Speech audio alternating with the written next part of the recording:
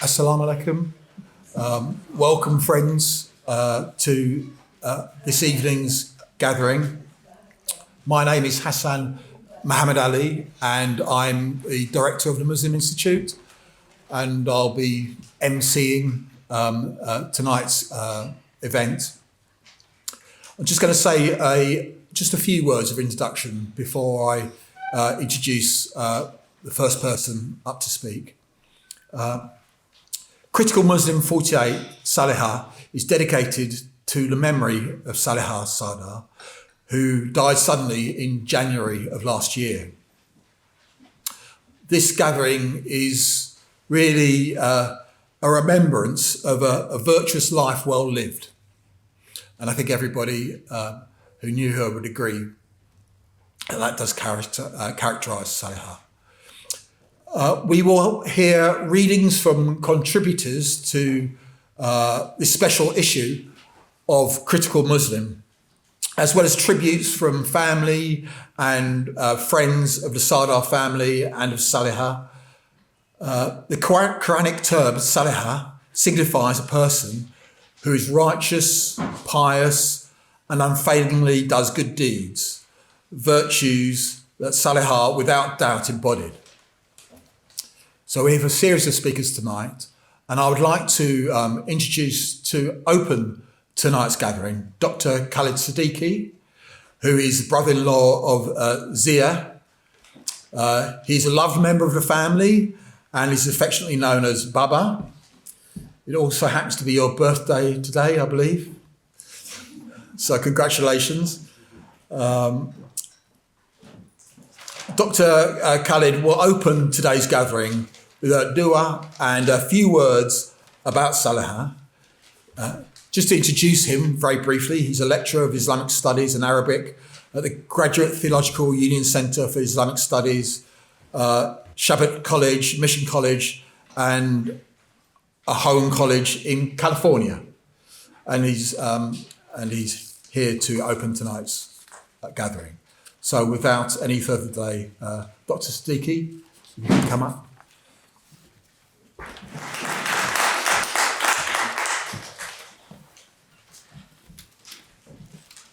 Assalamu alaikum wa rahmatullahi wa barakatuh. May peace, blessings and mercies of God be upon each and every one of you.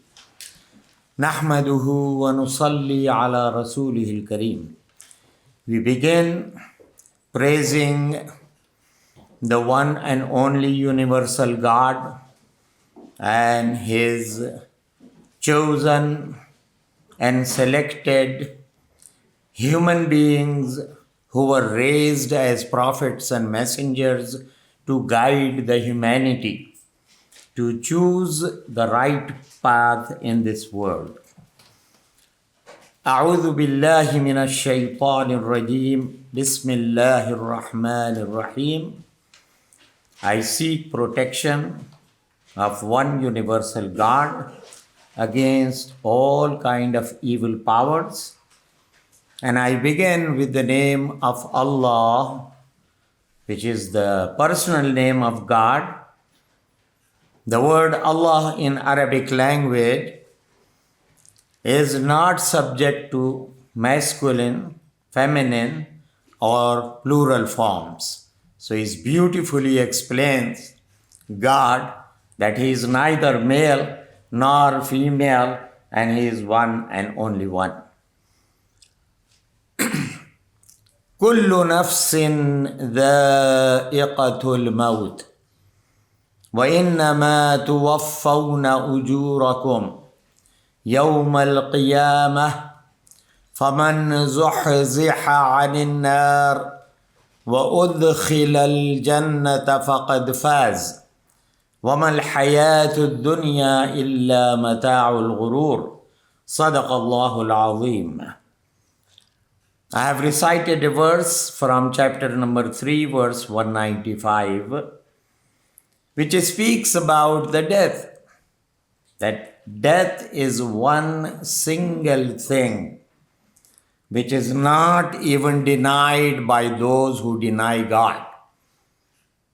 even by the atheist and rejecter of faith in God.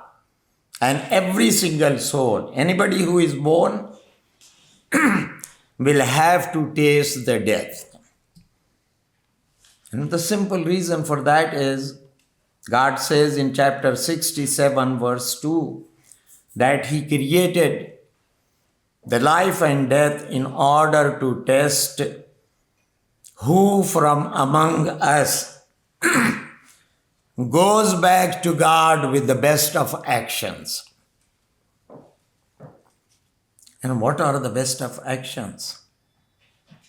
To be the most kind, helpful, beneficial, and productive member in the human society. If you lived that kind of life, and to live that kind of life, you have to look into the foundation of divine system. The foundation is oneness. One universal God. Nobody has the right to be worshipped except Him. One universal humanity.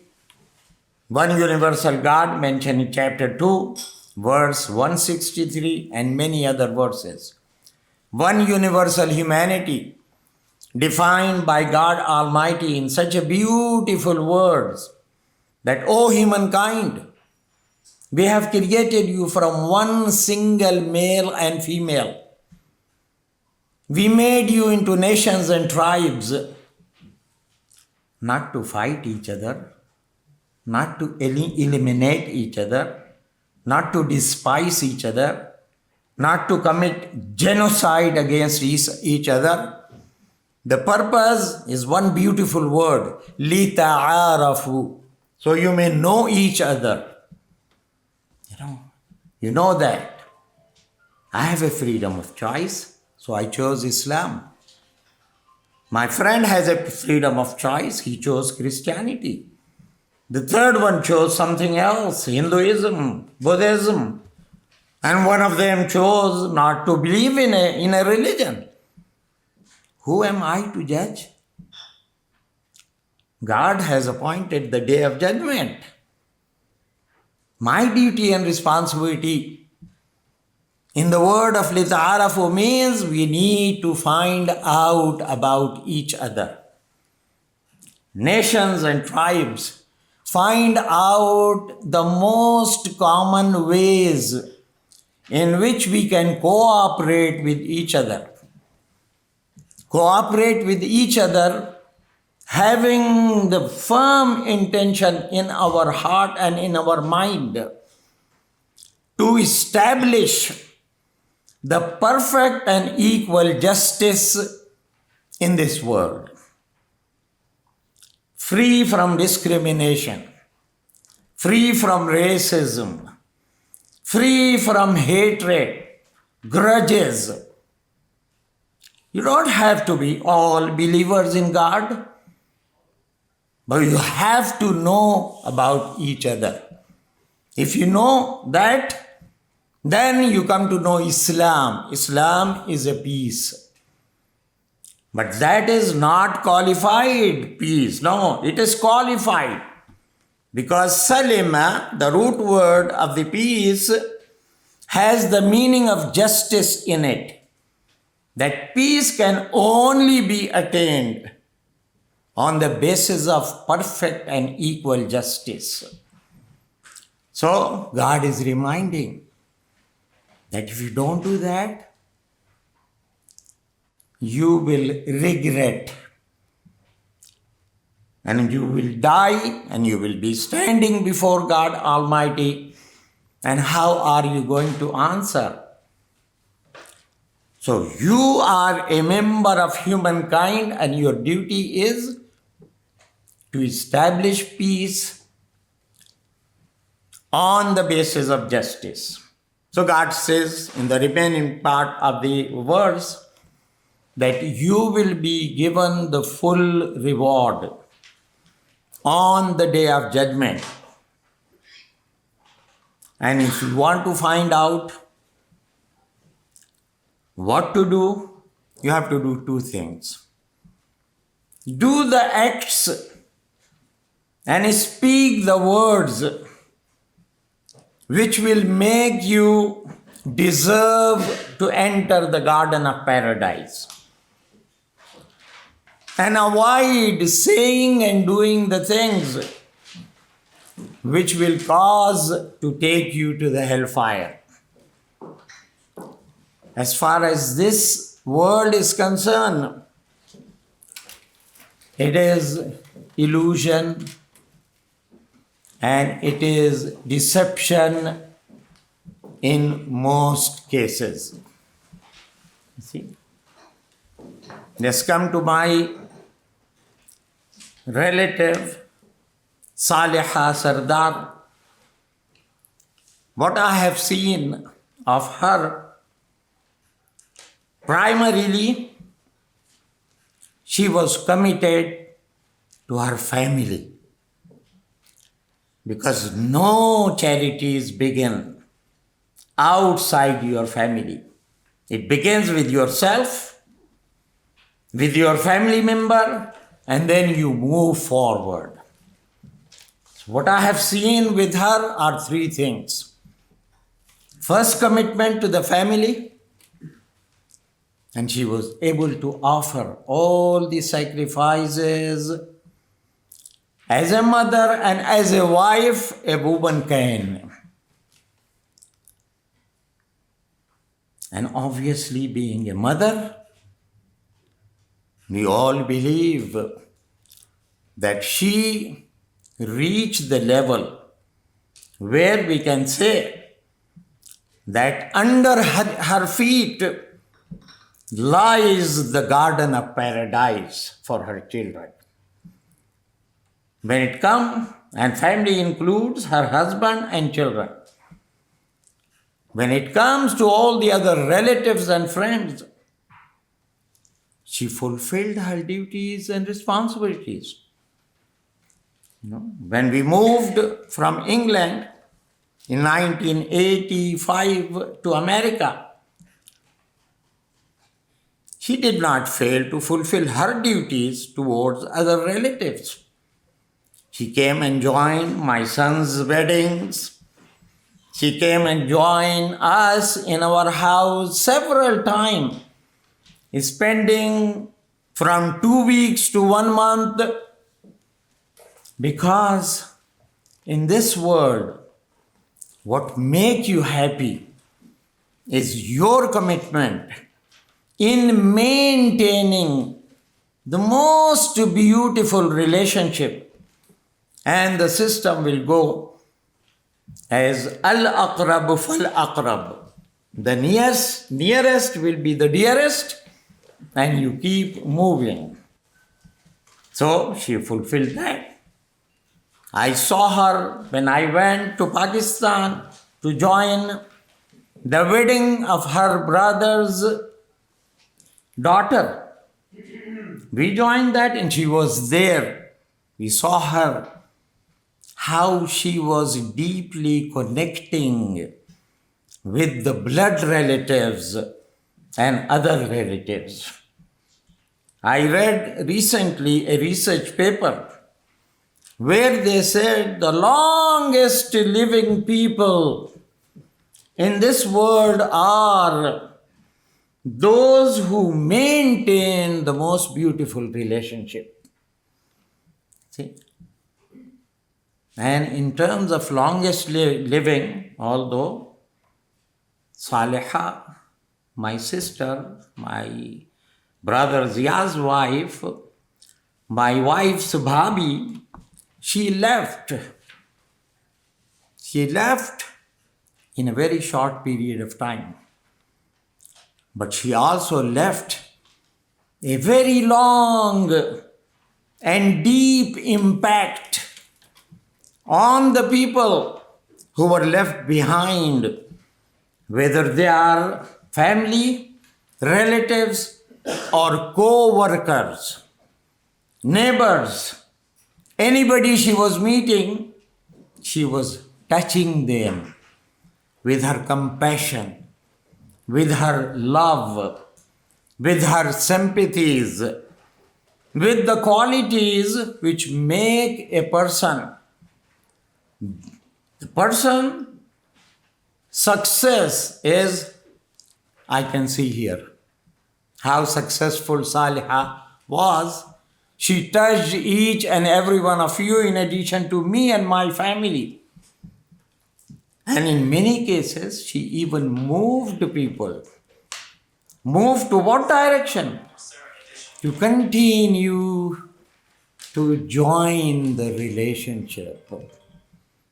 In my view, nothing can be more valuable for any human being than how is your circle of socializing. If you are loved by your friend, in addition to the family and everybody else, you have fulfilled the purpose of your life. And the purpose of your life is to be the most kind, helpful, and a joining member of the human society and uniting with other people's efforts and finding the grounds where we can cooperate with each other. I think she left a very good example to be followed. And I wish you all the best of the luck in remaining portion of your life, and even to myself, so we can take her legacies forward in our day-to-day socializing and our contribution in realizing the beautiful relationship. Otherwise, the life in this dunya, as I read the glorious word of God, most of the part, it is deception and illusion. To come out from that deception is the best of the relationship, believing in one universal God, one universal humanity, and one system which was designed by God Almighty. Thank you very much. Wassalamu alaikum wa rahmatullahi wa barakatuh.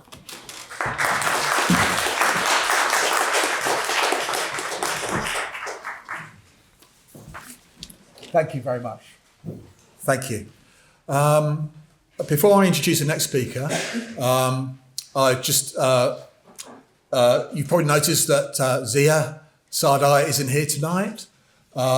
He's in Kuala Lumpur, unable to travel because he went for a health checkup and found that he's got some serious heart problems. It needs an operation, inshallah, next month. And you'll understand why he can't travel. However, he is with us tonight because he's been live streamed by our fellow Shahid. So if you want to say hello to Saliha, now's your time to say it. Not this second because he's not there. All right. Typically. Oh, yeah, he's here. He's here. Yeah, no, he's here. But just saying hello to you, Saliha. Yes, we can hear. But we wish you a speedy recovery, and we all miss you. Moving on, I'm now going to introduce Robin Yassin Kassab, who's Deputy Editor of Critical Muslim and has been with Critical Muslim since the very beginning. The first issue, we're now on 48, incredibly, which was called The Arabs Are Alive, which is about the Arab Spring. They're dead again.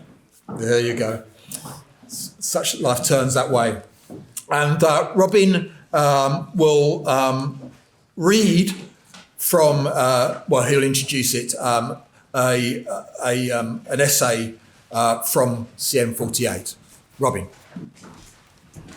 Thank you, Hassan. Thank you, everybody. Assalamu alaikum. Hello, nice to meet you all again after years. I haven't been with the Critical Muslim for sahbi, as they say in Arabic, continuously. It's been a bit on and off, but I'm back.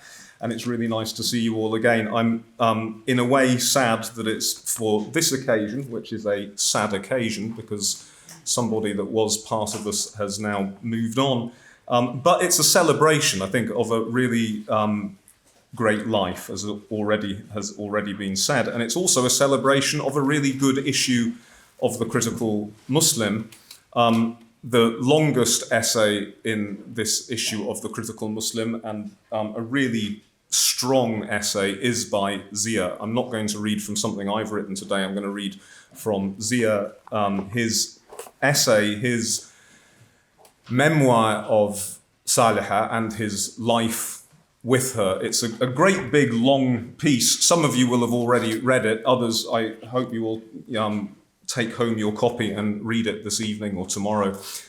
You probably just need to read the first page and then you'll read the rest whether you plan to or not, because when Zia sent it to me, I was terribly busy. I had a lot of things to do and I thought, okay, great, thank you. I'll just glance at it and do the rest tomorrow or something. And once I started reading, I literally couldn't stop. It's really gripping stuff. I think it was quite painful for him to write, and it was worthwhile because it's a great piece. So I will read bits of this. I'm going to leave out huge chunks because it's a long piece. I really do recommend you all read it. The first thing, just a paragraph from right in the middle.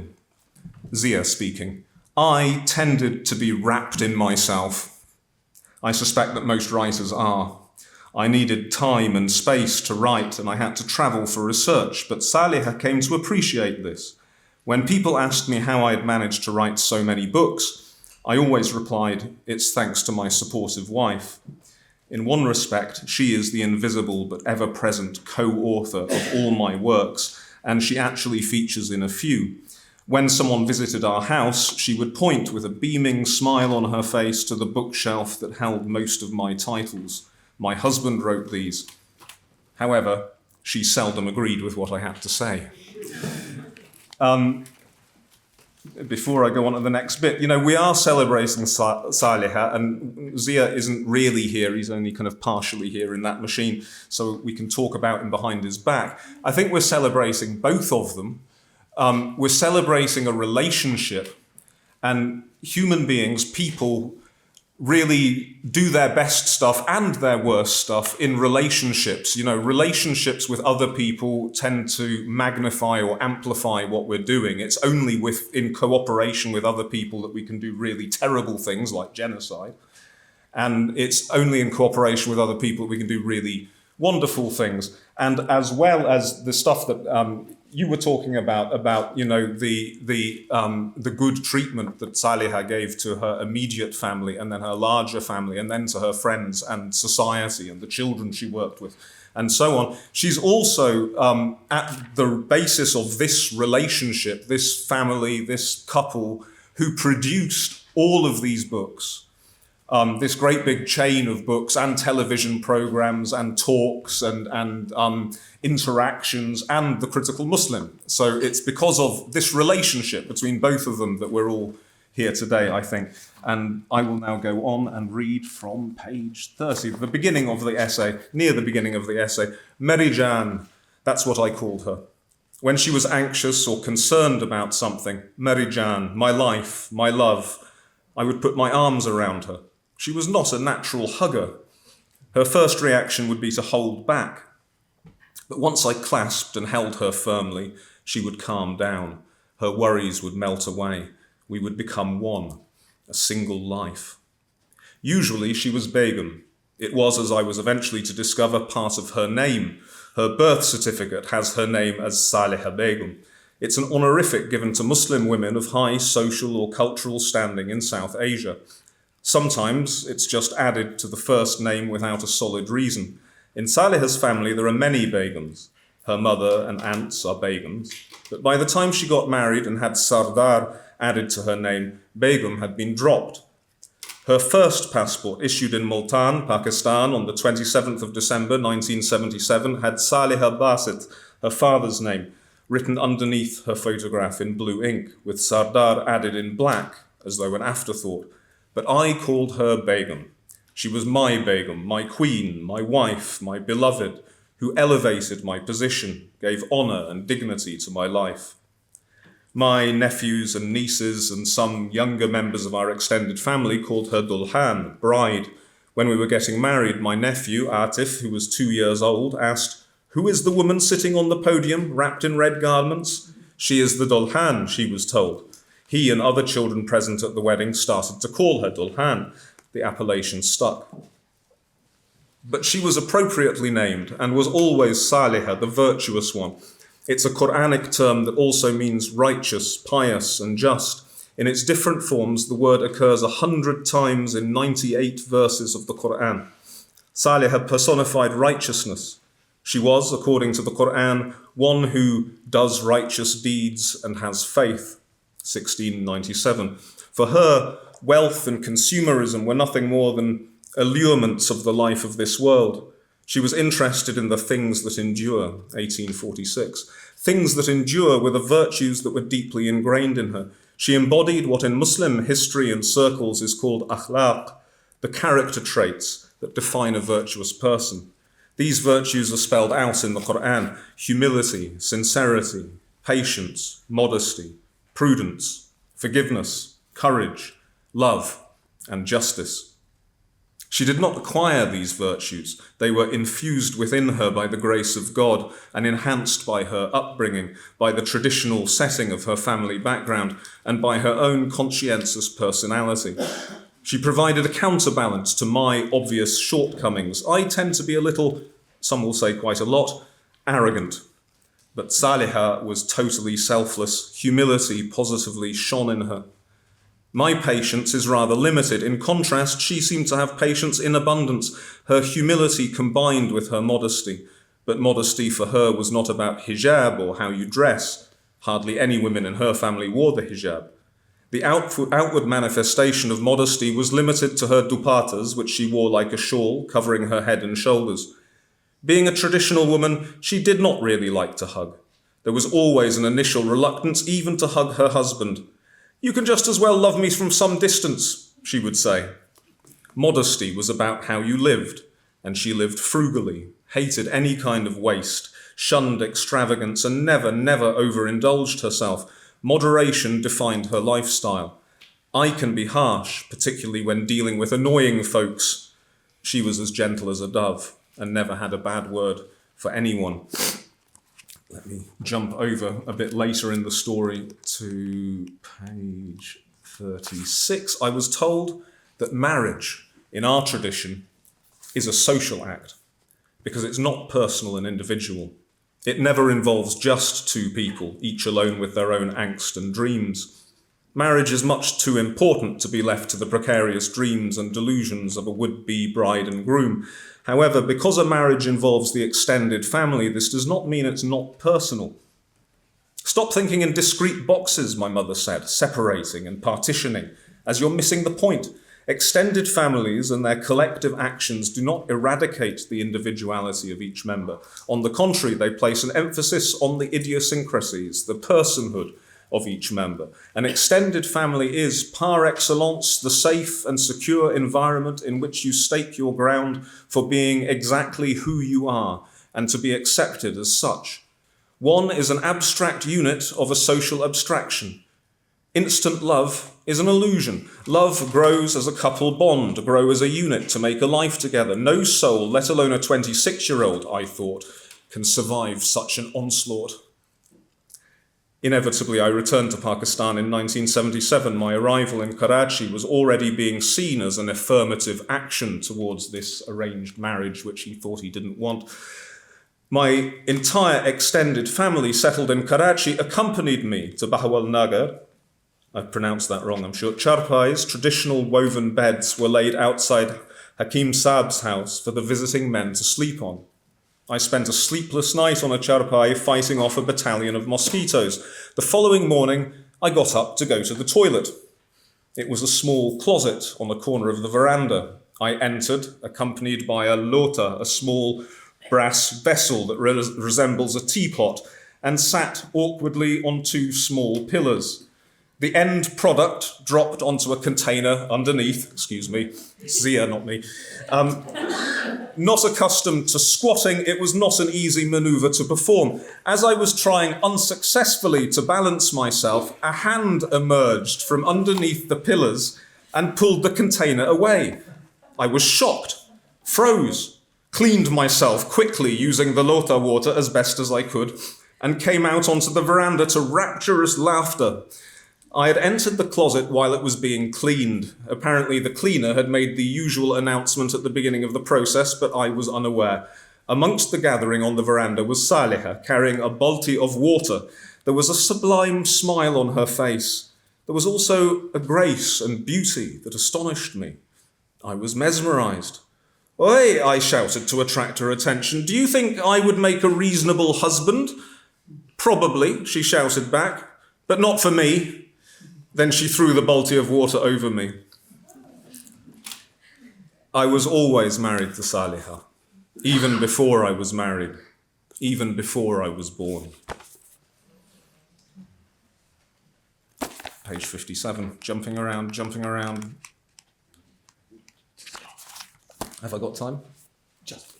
Just about. Well, I've got, okay, I'll miss out the next bit and then go to the end. All right, page 57, one line there. The last 20 years of my life with Saliha, because I've missed out most of it. I've missed out, the travels and all kinds of things. The last 20 years of my life with Saliha developed into joyful sets of choreographed routines.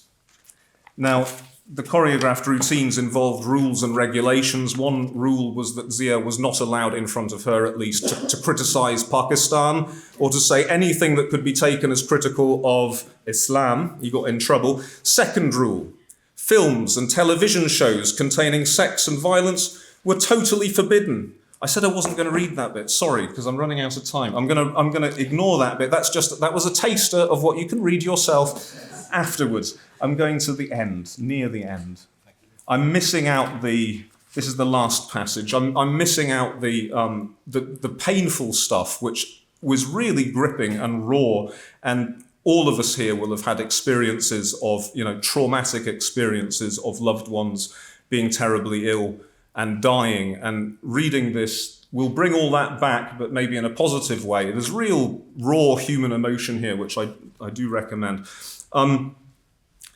The last bit, this is Zia when after Saliha's death, some time after Saliha's death, he's been away, he's come back home, he's noticed that the weeds in the front garden, which she always used to get rid of, have not been got rid of, and he breaks down. It took a little while for me to compose myself. Eventually I opened the door and went inside the house. I threw my luggage in the doorway and sat in the living room. The house was truly empty for the first time. She was not there. There was no agai, no loving embrace, no murmurs of Jani. I could hear nothing. I could see nothing. I yearned for her voice. I longed to see her radiant face. I felt a haunting sense of incompleteness, exposed as though I had been skinned. My body was just bones and flesh without the protective layer of the skin. The protective layer was always at our home, the fulcrum of my life. That's where I found myself, and my body united with my skin, my soul, with my being. But our home for over 40 years did not now feel like a home. It was just a house. How can the body survive without the skin? How would I survive separated from my soulmate? There was an absence, an eternal absence that I could not bear. I wept uncontrollably. After some time, I managed to get up, climb the stairs to our bedroom, and throw myself on the bed. I fell asleep, or rather drifted into a state of suspension somewhere between asleep and being conscious of my surroundings. I heard a movement. I thought it was the rattling of internal doors and ignored it. Moments later, I heard another rustling sound. Then I felt as though someone had sat at the end of the bed. I looked up in fear, but my fear evaporated instantly as I gazed at the serene face of my Begum. She was looking and smiling at me, my Dulhan, swathed in garments like the day she married me, but not in red. She was covered with a soft white blanket that my sister had brought for her when she was going through her cancer treatment. I got up to embrace her. As usual, at first she was reluctant. Then she threw the blanket around me. the eternal absence transformed into a perpetual presence. I walked down to the living room and then all over the house with Saliha wrapped around me as though she was a life-enhancing blanket, the two as one. A door was ajar.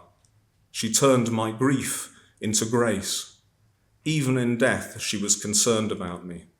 In life, she displayed a bundle of virtues to be emulated. She was my life. She is my life. Meri Jaan.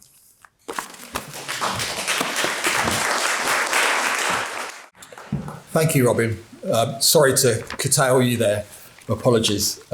It's just because of time. But to be honest, the essay, the beautiful essay, as you say, but very painful to read, I think, it's all at the same time. I'd like now to invite Michael Dwyer up to speak to us. Michael is a publisher of Critical Muslim. If you unpack that, Critical Muslim would not exist without Michael's continued backing, and which we're all very grateful for. He's a managing director of Hearst Publisher, and he's a friend of the family. Thank you very much. And good evening, everyone. Thank you first for inviting me. I'm delighted to be here. I would not be here. Zia and Begum were dear, dear friends of mine, and her loss is deeply felt and always will be. The last time I was in this room was over 4 years ago, and it was because of Zia, actually. We had, Hearst had its 50th anniversary party here, and we chose this venue because we'd been to events with him. He graced the occasion. My memory fades a bit. I think Begum was here that night too. I'm pretty sure she was. And of course, we gave all our guests biryani from Qadari's, thanks to Zia's recommendation. So again, thank you very much for inviting me. I have a few words here on my phone to read out. I hope you don't mind me doing that, but eyesight's fading from paper. And let me just begin by saying it's undeniable that Saliha, whom I always referred to as Begum too, as a mark of respect, given this was how Zia always referred to her, always spoke of her. Begum was his muse, his inspiration, and his vital life source. That was immediately apparent whenever they were together. And again, it was a great honour to be in their company together. She was, of course, an irreplaceable fixture in the Sardar family, the still centre of that bustling world and of the wider critical Muslim family. A pious and virtuous presence in all of our lives, illuminating the world with her radiant smile and personal warmth. Like many of us here this evening, I was a devotee of her biryani, her shami kebabs, and everything else that appeared effortlessly from her kitchen. I used to call it militant hospitality, to use a phrase I've heard about the welcome one expects in Pakistani homes, and which I have been lucky to experience in Lahore, Karachi, and of course in Colindale, reflected her graciousness and her selflessness. My wife especially always looked forward to getting together with her, given their shared interest along with Zia in Hindi cinema, particularly of the golden era. I remember many conversations whirling around me between my wife and Saliha and Zia about the relative merits of a particular Dilip Kumar film, or whether Rafi or Mukesh or Kishore was the better singer. Saliha was modest to a fault, just astonishingly modest, such that while I knew that she was a teacher, she never once revealed, as I heard from others, how she was held in such high regard by her colleagues and pupils, and about the many pupils' lives she touched and changed for the better. Saliha was also, lest we forget, a guiding presence behind the scenes of Critical Muslim since its inception. Without her, I doubt very much we would be here today celebrating the publication of number 48 in her honour. Thank you. Thank you so much.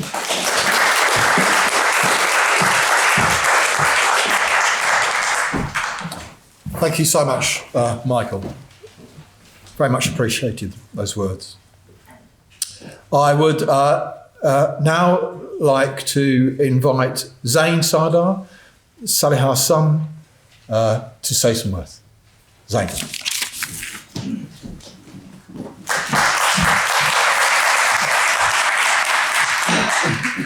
Good evening, everyone. It is a great honour for me, on behalf of the Sardar family, to say a few words in memory of my late mother, who passed away all too soon. I hope I'm able to do justice to someone who in life radiated so much warmth, touched so many here today with her infectious spirit, and who has left this world a profoundly poorer place. I wanted to reflect on some of the characteristic traits, or perhaps virtues, that so endeared my mother to her family, friends, colleagues, as well as those who had the pleasure of meeting her across a whole myriad of different communities, including those closely associated with the Muslim Institute and Critical Muslim. I know she always looked forward to the winter gathering and other occasions in the Muslim Institute calendar, where she was always eager to catch up with old friends, offer a consoling smile, and lend a sympathetic ear.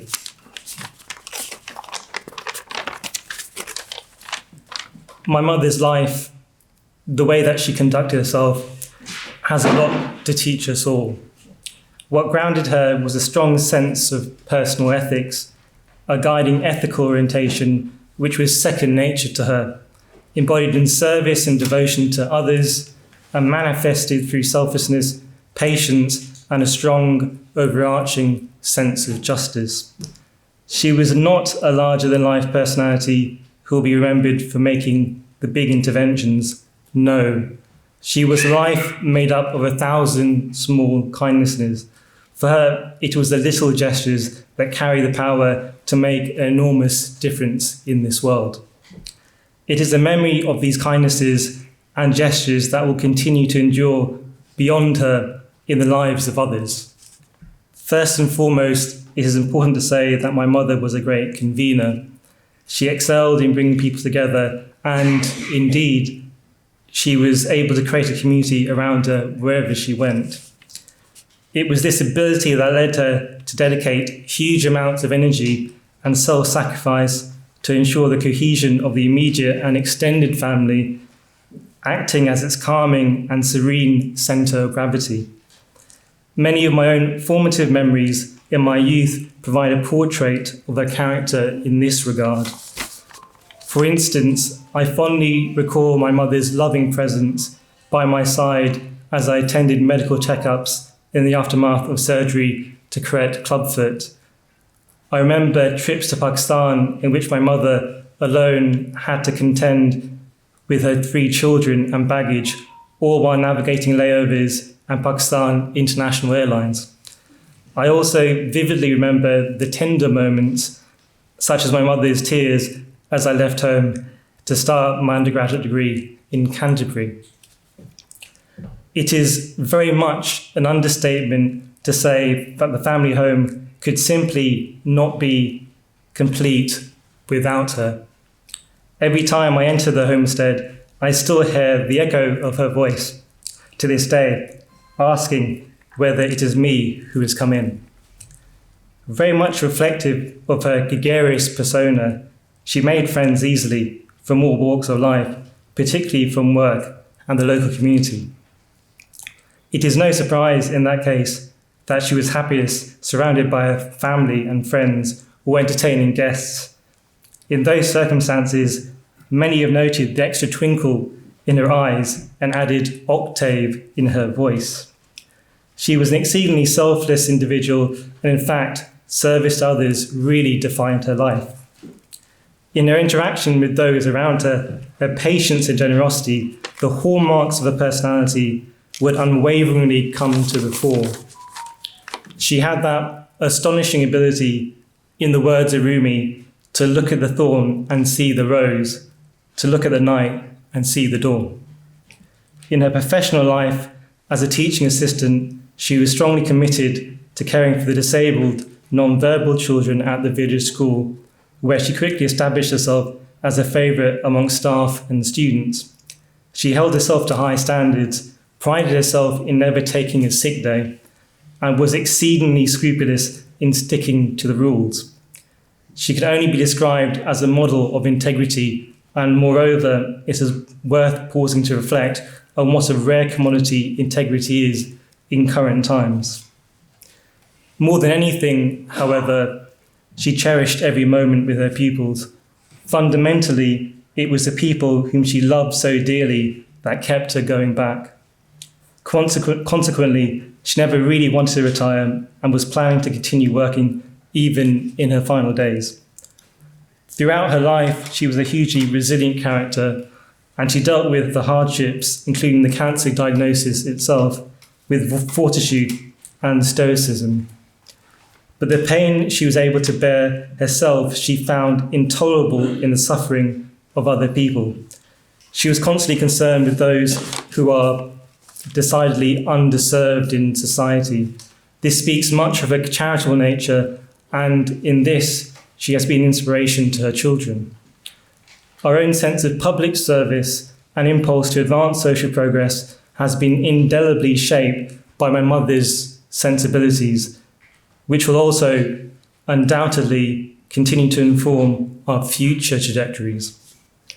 From focusing on my mother's virtues in Arabic, Saliha, I wanted to turn to another definition of Saliha. The word can, of course, refer to a virtuous person, but in a standalone form, it means good deed.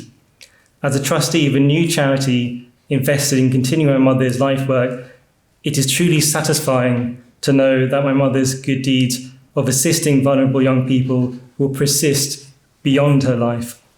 The Saliha Sardar Trust brings together this community that she built around her in aid of a cause that she gave her working life to, cementing a legacy in support of the type of special needs children who benefited so enormously from her care and generosity.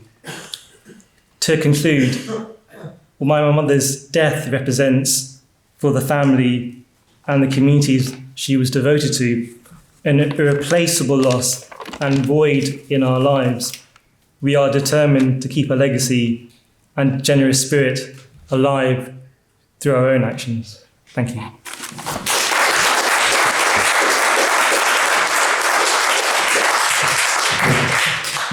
Thank you very much, Say. Thank you.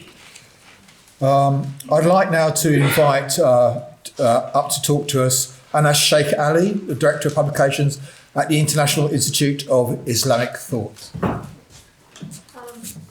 Due to medical reasons, Dr. Anas can't be with us tonight, so I'm reading on his behalf. But beautiful, the talk so far, and I can't help but think of C.S. Lewis's A Grief Observed in all of this. Powerful figure, and it resonates through all the feelings and the way she's touched everyone's lives. So I'm reading on behalf of Dr. Anas Sheikh Ali. Have the light on, please. Is there a light? Is there a light? Can people hear? Can you hear me very well? So it's an honour and a privilege to be invited. Assalamu alaikum. Good evening, ladies and gentlemen, brothers and sisters. So warm apologies to the family and to all of you for not being able to attend. Many of you may know the story of my relationship with Zia, but for those who don't, it goes something like this. For whatever reason, Zia initially held a negative view of relationship with the IIIT. Not surprisingly, therefore, on learning that I was IIIT's academic advisor in Europe, Zia took it upon himself to entirely ignore me on occasions we happened to meet. I likewise did exactly the same, one favour for another. Then something interesting happened. During a break between his two prison terms, Dato Anwar Ibrahim, a dear friend to both of us and now Prime Minister of Malaysia, visited London.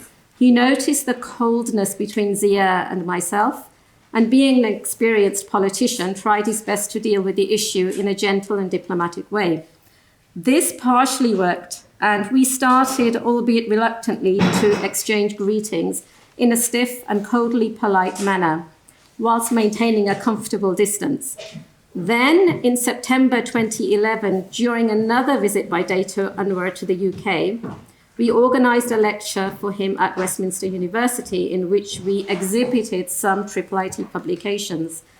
Zia attended and 2 miracles occurred. One, he became very impressed with some of our titles on display, describing one as, quote, "This is an excellent book and any Muslim scholar worth his salt must read it." That's praise from Dr. Zia, means a lot. 2, he also seemed very pleased to discover that my editorial assistant, that would be myself, was one of his disciples and had long admired his works. The ice melted completely. The relationship developed quickly after that, and most important of all, paved the way for me to meet the wonderful Saliha. May Allah have mercy on her soul and grant her firdaus, which I did for the first time when I visited them at their home. I remember I went in with dread, expecting a similar cold welcome, thinking Saliha would be distant in manner and in the background. How utterly wrong I was. Saliha was the heart and soul of that home, without doubt.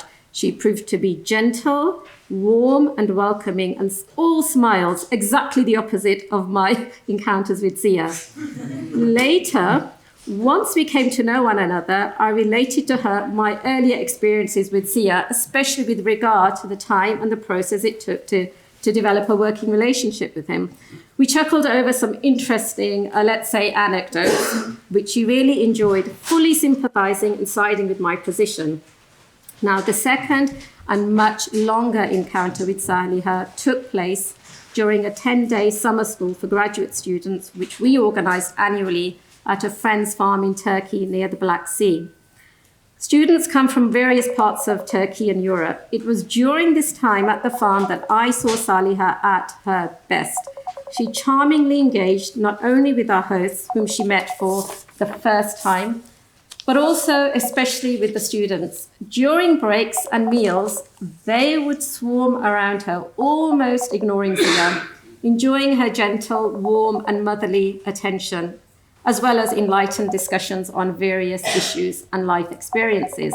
These proved to be a more enjoyable time for the student than the actual talks on the future that they had to attend. And she really was like a mother to them, especially the girls, some of whom felt a little homesick away from their families for the first time. Anyway, the hosts loved her and very much appreciated her presence, as well as contributions to the whole experience. Needless to say, they were very sorry to hear of her passing, so much so that they still recall her fondly whenever we meet. The last time I saw Saliha, although I did not know it, along with Maha, was again in Istanbul at a conference for Central Asian scholars. Now, these were the few encounters I had with Saliha, but what an impression they left behind, one that will be everlasting. She personified dignity and decorum, one of those rare individuals who truly cared, who held no airs or graces, was down to earth and compassionate. They say behind every lucky man stands a great woman. Saliha was no exception, and Zia was indeed lucky, and he knows it. Warm, smiling, kind, and soft-spoken, she made an immediate and positive impression on all those who met her. People like her leave a great vacuum when they pass. This is the problem, a grief that takes time to overcome. We all here, family and friends, grieve for Saliha, but in the words of Rumi, who suffered great grief and loss within his own life, quote, "Goodbyes are only for those who love with their eyes, because for those who love with their heart and soul, there is no such thing as separation."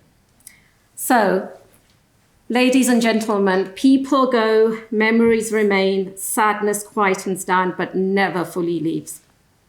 But underneath all of that is the realization that we will meet again, and this time for eternity. A reunion to look forward to. And at 82 years of age, it shouldn't be that long for me. May Allah subhanahu wa ta'ala bless Saliha's soul and reward her with Jannah and lessen the force of the grief for the family. Thank you. Sorry, sister, I didn't catch your name. You must tell us. Oh, Shiraz Khan. Thank you very much. Well, thank you so much. And that beautiful words, profoundly felt.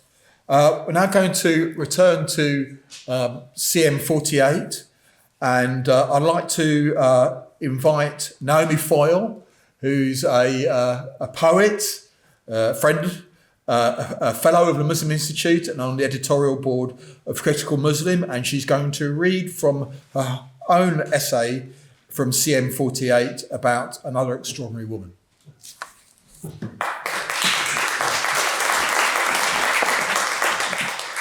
Assalamu alaikum. Thank you so much for having me. I'm very moved to be here. I met Saliha in Salisbury at the Winter Gathering, but I did not have the pleasure and the honour of knowing her properly. And that's a sadness I feel even more poignantly tonight, the more that I learn about her. James Joyce wrote that absence is the highest form of presence.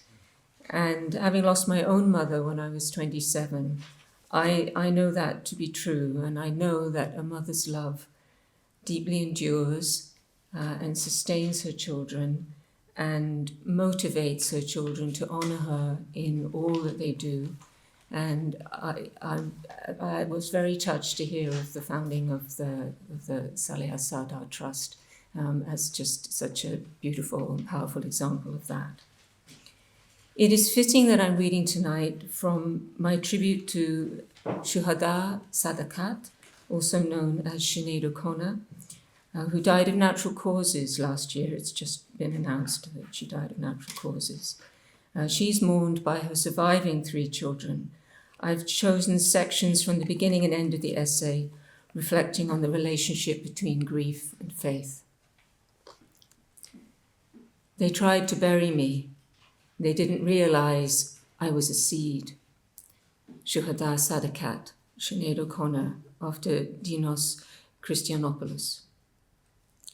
In the dream factory farm of the Western pop music industry, women singer-songwriters with siren voices who are also anti-racist activists, gender non-conformists, emotional lightning rods, and fountains of love are golden needles in a haystack. Such a precious needleworker was the Irish musical artist Shuhada Sadakat Sinead O'Connor, who reverted to Islam in 2018, but continued to record, publish, and perform under her birth name until her premature death at the age of 56 in July 2023. A global superstar in her early 20s, Sinead Shuhada, as she was known to sign emails, was never forgiven in some quarters for dramatically rejecting this conventional success, and tributes in the British mainstream media were either lacking or insulting to her memory. But she knew that her true fans were not starstruck by her phenomenal voice or captivating looks, but were on my level, as she put it in an early interview, people who related to the vulnerability, passion, and political anger she expressed in her work. These fans are legion. On social media, her loss provoked an outpouring of grief and a slate of insightful eulogies, mourning the loss of a riveting artist, a powerful voice of protest, a modest and private benefactor to many, a proud single mother, and a courageous role model who spoke openly about her many physical and mental health difficulties. But while much has been said lately about how Shuhada Sadakat used her high profile to shine a light on social and political ills, often well ahead of her time, she has not yet been given enough credit as a theologian. That neglect is no doubt partly because mainstream journalists do not want or know how to engage with her Muslim beliefs, but also because in a secular individualist society, a celebrity's political views and psychological condition are of far more interest than her spiritual beliefs. As is often the case, however, with those ahead of their time, her loss has prompted a re-reckoning of the value of her songs and her personal virtues, and is already spurring people to raise their own voices against abuses of power, a task Sinead Shuhada saw as central to her work on earth, and for which in her lifetime she was derided and ignored. At the core of that activist work, and to Shuhada Sinead's creativity, was a profound relationship with God, declared and reaffirmed over and over during her dynamic career. In later years, a proud hijabi and self-described Sufi, her lifelong campaigns as an artist activist against child abuse, misogyny, colonialism, and racism were deeply rooted in her evolving spiritual and religious beliefs. Sadly, Sinead Shuhada was not a professed Muslim for long enough to integrate her understanding of Islam into her work, but it can be read retrospectively into her constant searching for a merciful and unifying God. For all the evidence, though, of her love of the faith and lifelong commitment as a seeker, some might call her a spiritual loose cannon, her various changes of religion and names symptoms of a deep psychological instability. Theologian Brennan Moore argues that this would be a mistake, writing in an eloquent and perceptive eulogy that O'Connor defied religious labels, exploring multiple faiths. The exquisite freedom in her music cannot be disentangled from that something transcendent she was always after. For Moore, O'Connor Sadakat stood in the line of the provocative Judeo-Christian prophets of old, never afraid to raise their voices in defense of holy truths. For the academic Tatiana Calvex, Sinead Shuhada was an unorthodox theologian, excluded from the institutional church due to her gender, but engaged in active ministry outside it, a ministry more effective for her own social exclusion, which Calvex maintains can enable a radical openness to difference that facilitates inclusivity, even within complex intersectional communities. For as more tributes flowed in after Shuhada Sinead's death, it was revealed how actively she worked to support vulnerable and marginalized members of society. She not only called out clerical sexual abuse and willingly took the hit for it, but gave compassionately of herself and her material fortune to those in need without ever seeking recognition for her generosity. It emerged that she privately funded therapy for a single mother who called a radio talk show to confide that she was a victim of domestic abuse. She sought out and befriended a young woman with terminal cancer. She had donated her house in the LA to the Red Cross. But she was not just a philanthropist. She was an outspoken ally of the LGBT+ community. She supported Irish travellers. Throughout her life, she empathized with the oppression of people of African origin, and in her songs and public statements stood in solidarity with their decolonial struggles for justice. To me, her political activism aligns her priesthood of music with liberation theology, which, while strongly associated with the Christian movement in Latin America, focused on challenging injustice and alleviating socioeconomic oppression, also has an Islamic dimension in the African American Nation of Islam. The fact that the major British TV channels did not mount tributes to Sinead O'Connor Shuhada Sadakat after her death is contemptible, but also shows how threatening her values and beliefs were and are to many conventional ideas of success. Thanks, though, to social media, her many acts of virtue are now well known. Now we are aware just how hard she tried to heal the wounds of others. Her ministry stands as an inextricable part of her legacy and a powerful example of faith in action for others to follow. Skeptics and atheists may ask why her faith did not support her through the death of her son, or why a loving God would have allowed her to suffer all that she did. But that is to assume she killed herself, which wasn't known at the time of writing the essay, and also to display a shallow understanding of God. The idea of God as an uncaring puppet master who controls our destinies and chooses not to help us when he could, or a judgmental father who rewards good behavior and punishes evil, are simplistic theological notions rooted in patriarchal social systems. It might seem simple, perhaps, to claim in contrast that God is one, or God is love. But the oneness of God lies in the paradox of the oneness of the many. And in love, there is not only complexity, but a strong claim on us. God's love does not entail preserving us from all harm. Rather, it means being with us, comforting and strengthening us when we experience pain. It suggests a radical empathy. In her autobiography, O'Connor says that God sometimes does not answer our prayers because he is weeping over our suffering, and no one can talk when they are crying. The notion of God as love also suggests that to fully experience God's presence, we ourselves have to be at least open to that love, be loving to God and to our fellow living creatures in return. As human beings inherently flawed and damaged by a world that is not governed by the laws of love, such a state of grace is not always possible for us. Shuhada Sinead was remarkably open about her life and from what she herself said, it seems her mental health was a pendulum swinging wildly at times. Abused as a child in unthinkable ways, as an adult she found it hard to make stable relationships and experienced known periods of suicidal distress. But in her life and work, she was determined to reveal and return to God's love, which she did not view as a destination, but a natural state within us she wished everyone could experience. In at least 2 of her songs, All Babies and The Lamb's Book of Life, she laments the loss or corruption of faith in a world in which belief in God is seen as crazy. In a saner world, one imbued with a sense of awe and governed by wisdom, Shuhada Sinead's life would no doubt have taken a very different path. It is tragic that we won't hear again from Sister Sinead Shuhada with her compassion and heart fire, breathing in the world's pain and breathing out alchemical flame. As others carry on her vital work of ministry in music, poetry, and on the streets, may her whirling spirit find the universal peace and love she craved and wished for us all.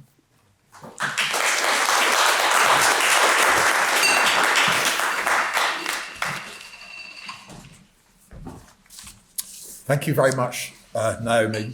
It's a fine essay in the tradition of critical Muslim, and I recommend that people do have a read of it.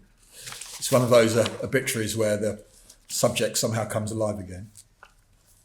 I'd like now to move to invite to talk to you Indu Kalaria, who is a long-standing family friend for Sardar's, and she was Saliha's best friend and confidant. Indu.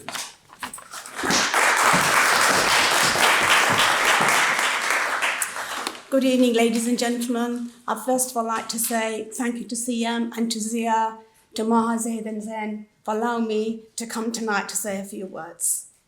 Where do I start? You've heard the names given by Zia and the family, Begum, Jan, Dulhan by Atif.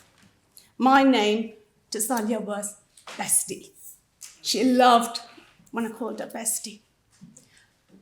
She is irreplaceable. She was a pure soul. In this world, if you started counting, I think not in one hand you can find people with a pure soul. She came to this earth with this pure soul. She left with a pure soul. What was important to her was her family, her extended family, her friends, her work. Her life started with her family. Her life ended with her family. Everything was about other people.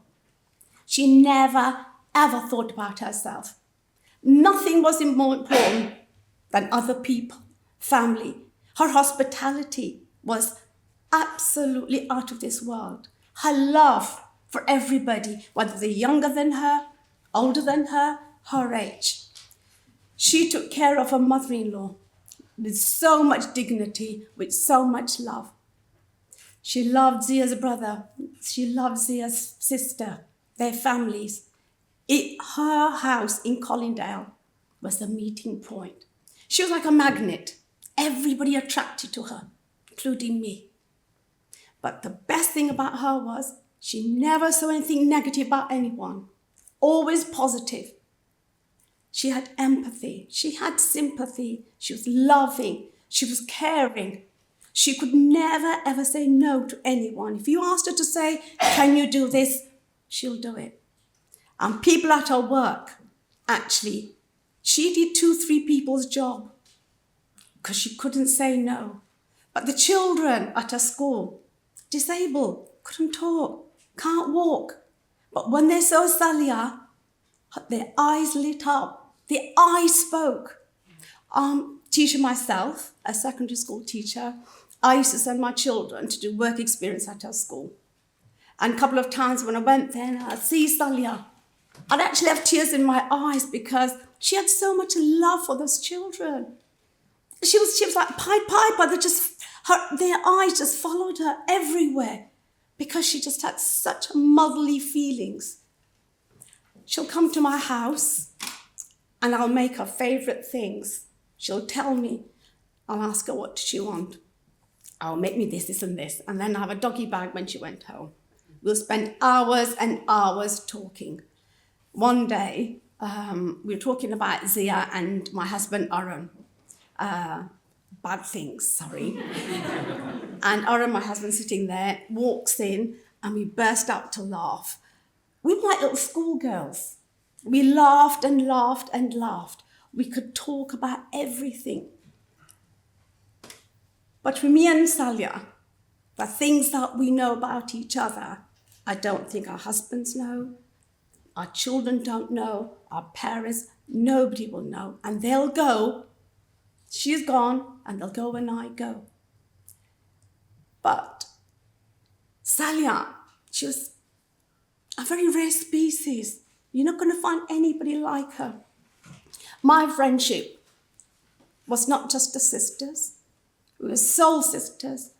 We were friends. When she used to come to my house, she used to say, in the Asian language, we say, going to your parents' house, Meka. Meka means going to your parents' house. Sistral means your in-law side, your husband's side.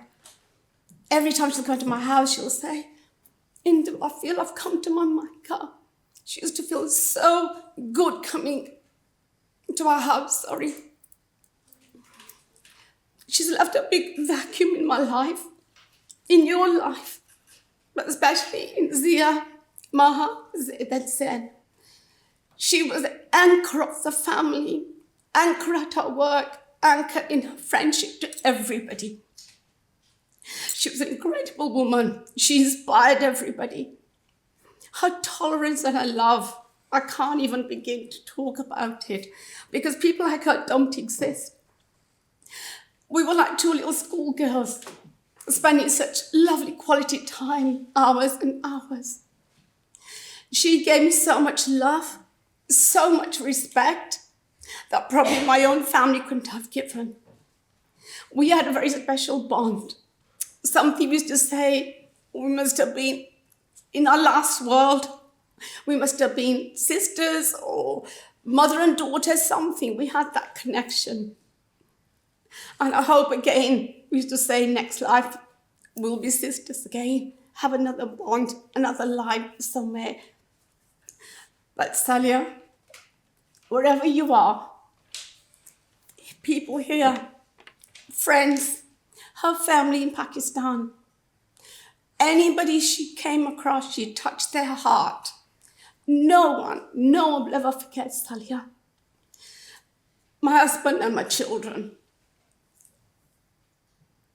Saliha was the main attraction, not in my household here, my family in Birmingham, my family in East London. Saliha is somebody who was put on a pedestal here. Zia, Saliha, Maha, Zaid and Sen attended every birthday of my children's birthdays. There was no party without the Sardars. If there is a party, the Sardars were there. They've shared their life with us. Grateful for them, for giving a wonderful friendship. My Saliha was the best person on earth. She's left a big vacuum in my life, in everybody's life, especially Zia, Maha, Zain and Zaid and the extended family. Let's keep to her legacy because she gave so much to everybody. You can't find a better human being than her. If we took 1% of who she was, this world would be a much, much better world and much peaceful, happy world, which we all want. Love you, Saliha. Thank you. Thank you.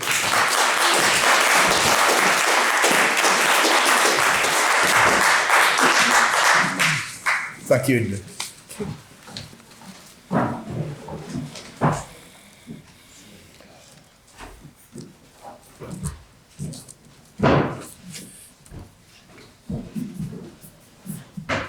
I'd like to invite next to speak of Saliha, Geordie Serra, the Deputy Director of the Centre for Post-War Policy and Future Studies. Thank you.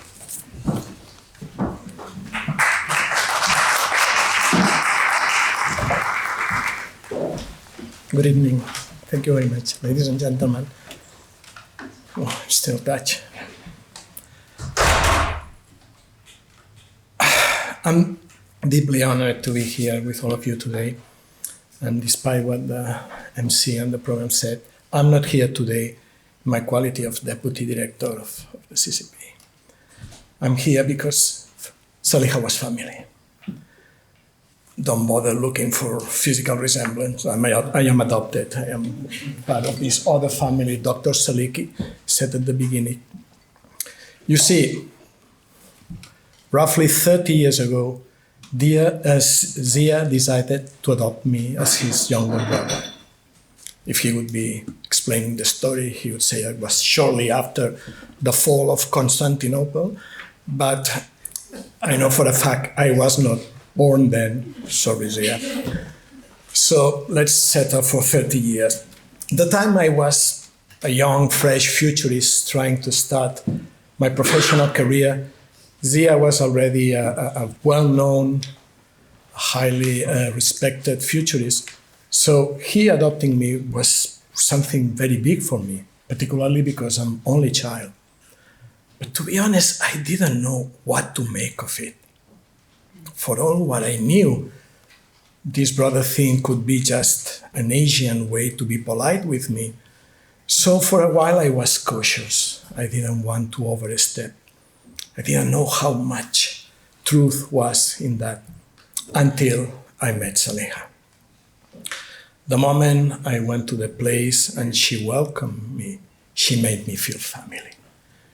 I can only agree with what my predecessors have said. She had that way, not with big grandstanding statements of by being very affectionate, but she had that quality to make you feel that she cared for you.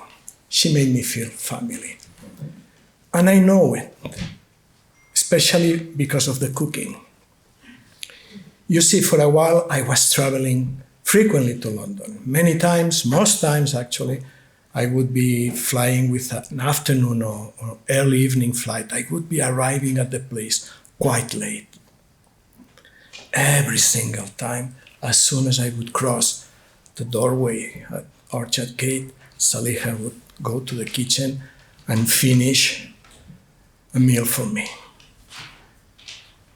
Sometimes she would say, no, it's just leftovers. I don't know. She wanted to make sure I would get a nice, warm home meal.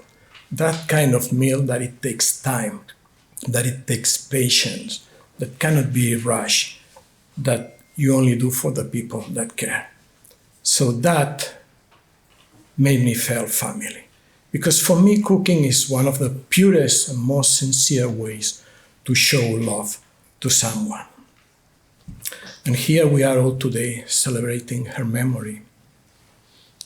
Because it is these lessons that we all have to refresh from time to time when we lose a loved one. Initially, the pain of the absence is like an open wound. It's difficult to cope with.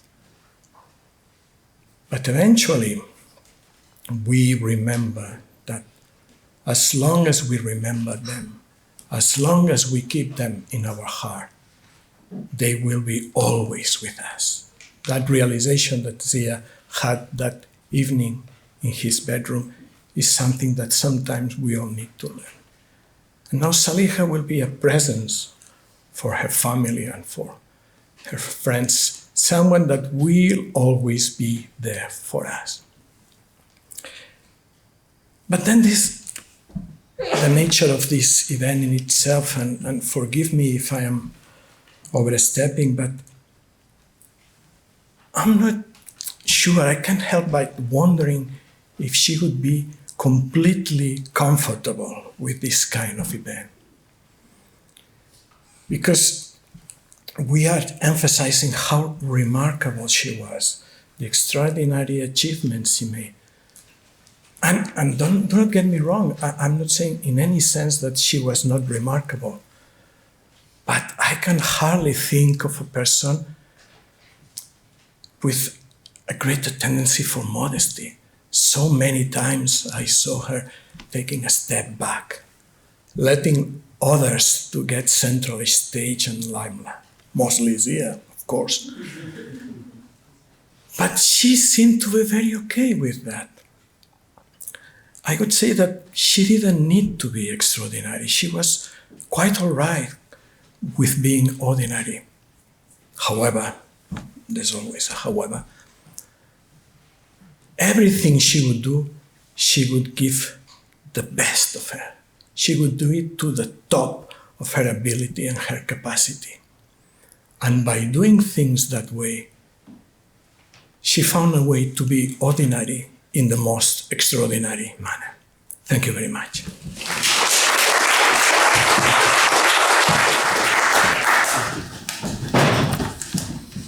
Thank you, Jordi. Thank you very much indeed.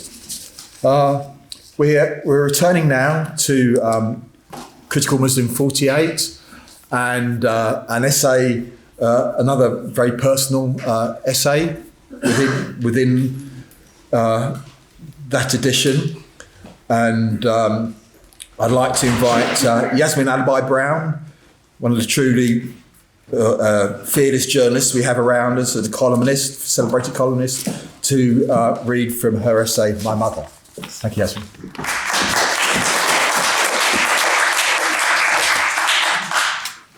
Can I move to start? Can you hear me? You'll be heard, yeah. I'm extremely honoured to be here.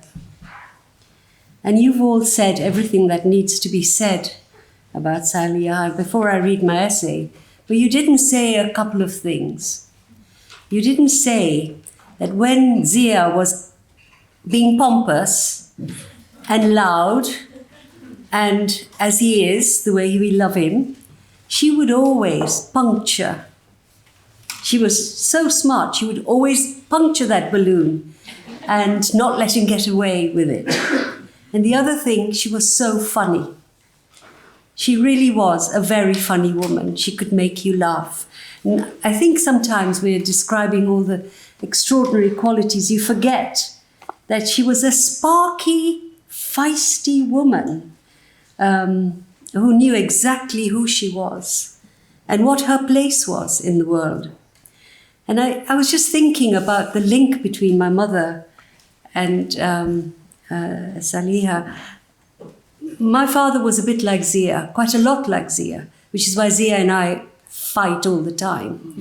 The thing was, he was very intellectual, he was brilliant, but he really never cared at all about his wife or his children. And the thing I remember thinking often is that's the difference, that you can put up with a lot if there is this care, which Zia, that essay is written. It's so beautiful. And I sometimes wish my mother had known that kind of love that Saliha absolutely deserved to know. I wrote about her because Zia asked me to do exactly that. My mother Jenna was, and he asked me to think about virtue. We talk a lot about virtue, but there are different virtues. And there is the virtue of obedience and subservience. Neither Mrs. Sardar nor Mrs. Damji, as she was my mother, ever had that kind of virtue. My mother was a devout, highly intelligent and independent Muslim woman. She was made to leave school at 15. She was an orphan and lived a tough life, but without losing her bearings or surrendering totally to misogynist traditions or patriarchal pressures. The word for virtue in Gujarati, our languages are Gujarati and Kutchi, the same word in both, is satuguna. Satuguna means good, pure, excellent, eminent. To her, virtue or satuguna was goodness, but goodness that was active, personal, internally interrogated, difficult at times, and justifiable. Perpetual resistance to bad customs was good. Thinking for oneself was good. Being kind and generous were good, but goodness had to be subjected to tests. She endlessly interrogated her own actions and those of others, setting high bars for both. Back in Uganda, our old homeland, after giving money to a beggar, she would question herself. Was that an easy way to self-gratification? Why hadn't she asked the man about his life or brought him a blanket? After moving to London in 1972 and until she died at the age of 82, Jenna donated some pounds from her supplementary pension to the Oxfam shop near her because she had known real poverty and endured its corrosive effects on the body, the mind, and the soul.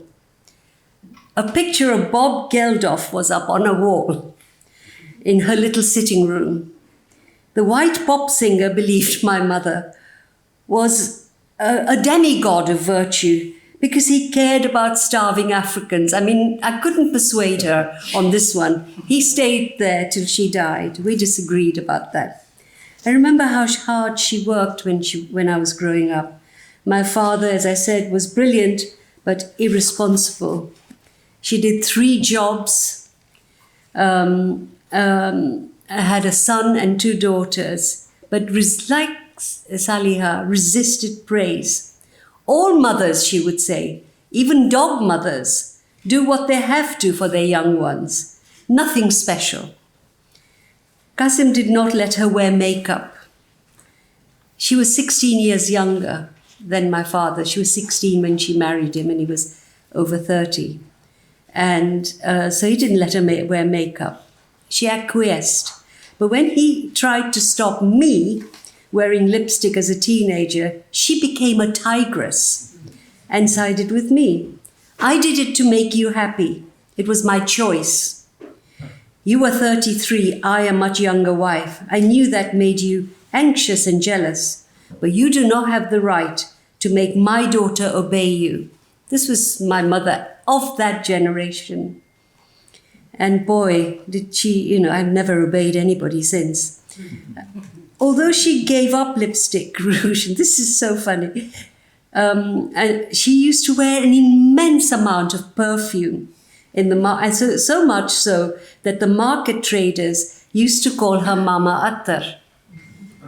Subversion in her book was, at times, the way good prevailed over tyranny. Such women are the unrecognized caretakers of human dignity and integrity the world over, as George Eliot wrote about Dorothea, the heroine of Middlemarch. I quote, "The effect of her being on those around her was incalculably diffusive. For the growing good of the world is partly dependent on unhistoric acts, and that things are not so ill with you and me as they might have been is half owing to the number who lived faithfully a hidden life and rest in unvisited tombs." Several people have said this, how she never craved attention, she wasn't at the center of things, and she didn't want to be. Personal agency characterized these unseen heroes and heroines. Their pure and true virtue comes from within and often rises as a revolt, often against powerful enforcers of collective righteousness. I'm going to edit this down, but read it from the book. All children are born innocent and blameless, but the early lives of many could make it impossible for them to take the road to the well-lived, considerate life. Some do break from that predestination, but too many can't or won't. Individual psychologies compel many to reject societal expectations of good behavior. These rebellions are sometimes necessary, but sometimes wholly destructive and self-destructive. Young children joining violent drug gangs in inner cities are not little devils. but little humans who are using reason and their emotions to resist the fate for which they've been consigned to. In the human jungle of the modern world, only the cruel and ruthless survive. Trevor, now in his early 20s, tells me virtue is for posh people to decide what to be. Quote, I was failed by my parents. I went into care, was abused and failed by most of those who were supposed to take care of me. So tell me, how can they expect me to be good? The gang I joined was my family, the family I never had. I left them when I turned 16 because I met a mother whose son had been stabbed to death by someone in another gang. She was so forgiving. We talked a lot. I knew her son. He was sweet. She became the first adult I ever met who was kind and caring. I wanted to be like her, so I left the gang business. She had a good heart, but she never behaved as if she was better than others. And this too reminds me of Saliha. She never showed off. Please do turn your phones off, I think as a mark of respect. That brings me to the communal, religious, societal, and national virtue upholders. They do what they do to guilt trip and exert authority over other humans. Most are manifestly, too many, are manifestly wicked and or control freaks and live by the dictum, do as I say, not do as I do. The religious community squad, and Zia and I have bonded over this. The religious and community squad co-opt God to grab power. Jenna loathed their hypocrisies and control freakery. Behind them are patriots and politicians. Through the ages, and I'll cut some of this, okay?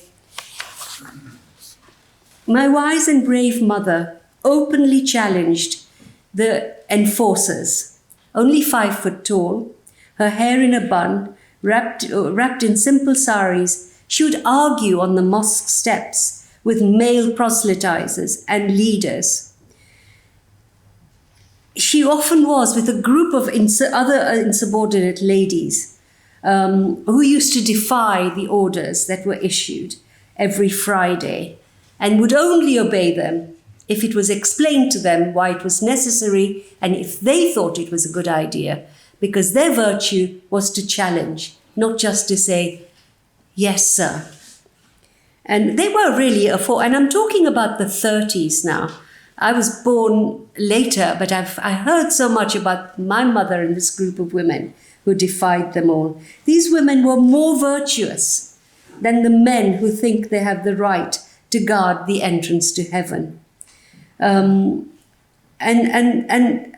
throughout her life, this is how my mother lived. She was never again the center of life. She gave us a life and actually destroyed her own health by doing 3 jobs, trying to make ends meet, keeping us going, doing whatever she could to make us live and have a life. She never taught me to cook, for example. I wanted to learn. I love cooking, and food, as has been said, is such an expression of so much. She wouldn't let me into the kitchen. She taught me 2 things only, because she said, those are too hard to learn after the age of 13. She invented a lot of these things in her own head. And she would give me cashew nuts and walnuts, because walnuts were good for the brain and cashew nuts were good for the kidney. She invented her stuff. But I still tell my daughter and son to do the same. But what she had was courage, honesty, generosity, fairness, unselfishness, compassion, social awareness, and a real conscience of how we owe everything to each other, Not just family. Family was important to her. But she always said, everybody is family. That beggar on the street, the African beggar, is our family because we are human. And those are the lessons that I think I grew up with. So how do we become more? I'm not virtuous like my mother was. I'm too hot-tempered. I'm a little bit more like Zia than I'd like to be. How can we strengthen virtue? I think we can I think I am ethical, and we can strengthen our ethical muscles by making ourselves more ethical, even when it's hard. I mean, I work for a profession which is a total disgrace, let's face it. It's done so much harm, as we heard, to all sorts of people. And yet there are good journalists who try and do the best that they can and behave ethically. And that's what my mother taught me. And actually, people who knew her, some of whom, just a few of whom are alive, they always say to me, Jenabai, somehow when you met Jenabai, you knew you hadn't been very good that day. And she didn't tell you that, but you knew. So I grapple with these questions. How can we become more virtuous? Can virtue be developed or strengthened? If Jenna were alive today, I wonder how I would explain to her that pernicious neoliberal insult, virtue signaling. Would she even understand how virtue was turned into a sin by those who never possessed it and never understood it? But for my mother, generous to a fault, like Saliha, and I must say, when Michael said about her shami kebab, whenever Zia asked us to dinner, she'd say, Begum wants to cook for you, come. You know how he speaks. Come, she'll make shami kebab. Had to go. Nobody made shami kebab like she did. And I don't think I'll ever eat another one again. But for a good person, for my good mother, generous to a fault, she believed that the nastiest person could turn into a good, caring citizen if gently led in that direction. Many remember her today as the woman who helped them understand what goodness really was. And I dedicate this to the lady with the smile, as everybody has said.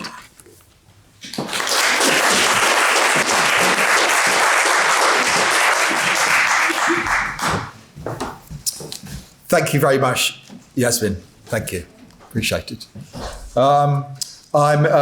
We have one last. I have one last person to introduce to you, which is Amma Farhan Ahmed Nazri, who is a family friend and neighbour of the Sardars, and he's going to say a few words and a dua to close our meeting.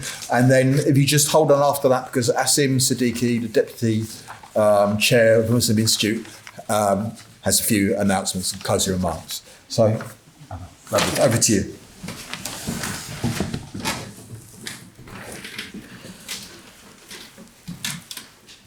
أعوذ بالله من الشيطان الرجيم بسم الله الرحمن الرحيم إن الذين قالوا ربنا الله ثم استقاموا تتنزل عليهم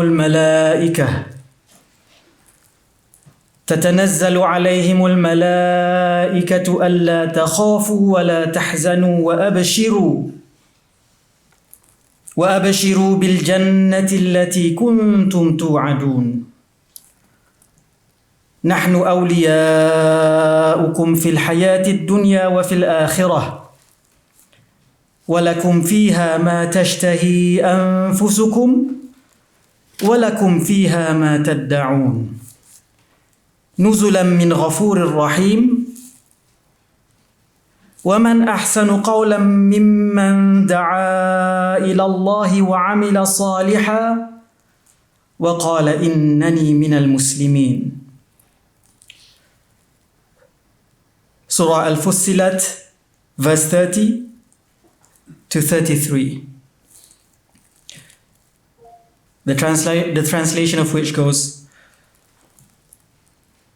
"As for those who say, 'Our Lord is God,' and take the straight path towards Him, the angels come down to them and say, 'Have no fear or grief, but rejoice in the good news of paradise which you have been promised.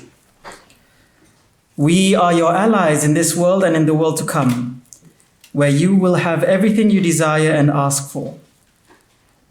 A welcoming gift from the most forgiving, the most merciful. And who speaks better than someone who calls people to God, does what is right, and says, 'I am one of those devoted to God.'" Sadaqallahu al-Azim. What can I say about Auntie Saliha that hasn't already been mentioned? You know, to me, mothers are one of the biggest manifestations of the divine qualities, the attributes, and the names of Allah Most High. Mothers are one of the biggest signs of mercy, of gentleness, of grace. And through them, we learn of the divine and transcendent attributes of Allah subhanahu wa ta'ala. I too lost my mother under similar circumstances. And like Auntie Saliha, my mother was also, she also returned to God Most High. We felt at the time and until now too soon. They both embodied the qualities of grace, of patience, of selflessness. They were both teachers. And like my mother, Auntie Saliha was never one to take the limelight. You know, her gestures were always quiet and not flamboyant. She was never showing off. But in hindsight, with these characters, with these rare gems, you only realize in hindsight how they were completing your life in every little aspect, whether that's food freshly prepared on the kitchen counter, or you know, the neatly folded the clothes that you were going to wear, or when you had a cold, you know, endlessly massaging your legs and, you know, putting a wet, warm towel on your head. Things that aren't flamboyant, but you realize when they're gone that they were the most important part of your life.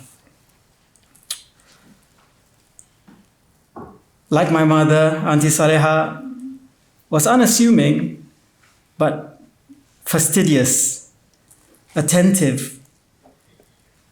They were the perfect partners or supporters, whilst their husbands, and to give context, my father and Uncle Zia are lifelong friends, both writers and thinkers. And my dad and Uncle Zia, they wouldn't be at home most of the time. They were busy skirmishing in the battlefield of ideas, brandishing their pens like swords. But Auntie Saliha, like my mother, always took care of things at home. And they leave us too soon. They leave a vacuum that can never be filled. And when I think and I reflect on the loss of the gems that are Auntie Saliha and my late mother, the thing that I reflect on is that maybe the sorrow that we feel when our earthly angels that are our mothers leave us, the sorrow must not make us immobile, and it must not make us despondent. Rather, sorrow must move us. It must move us to embody the qualities that they had. And another one quality that I really would like to point out is this a sense of neighborliness that they had. And it emanated not just within the family and in their community, but to everyone they met. And it's this radical neighborliness that sets them apart from other people, because they were so friendly and so compassionate and accommodating to the people who could do them no favor, to the people who they couldn't gain anything from.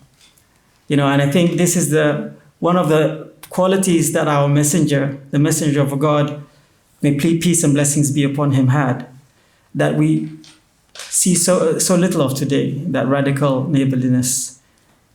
And I'm sure her children will continue the legacy that Auntie Saliha left behind, this legacy of radical neighborliness, radical compassion, and radical gentleness that really truly emanates and casts a light in this dark world.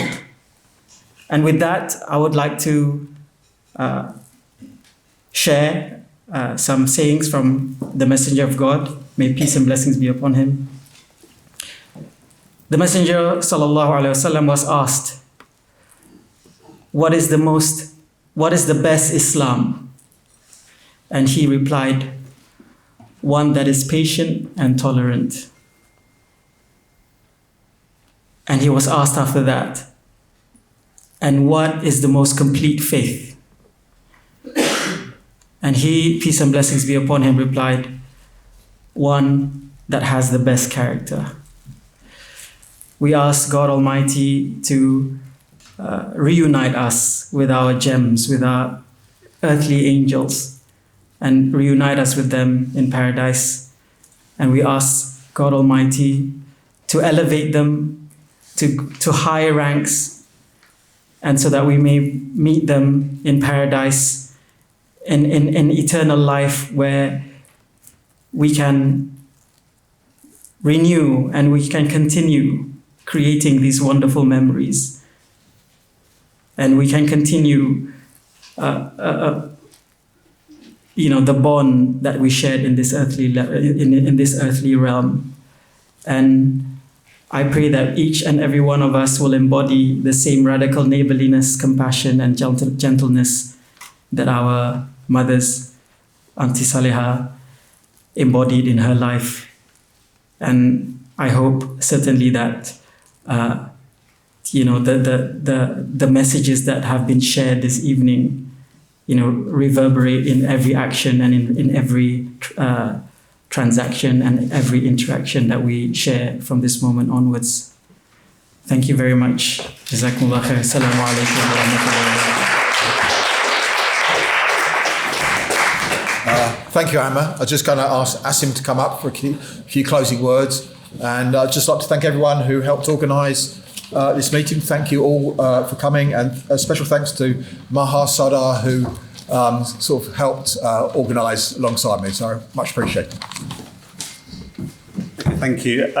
I would just like to extend an immense heartfelt appreciation to you all for coming out for this memorial event. Saliha Auntie was a pillar of love and stability, not just for her family, but also this organisation, this community, which in its own way is a large family.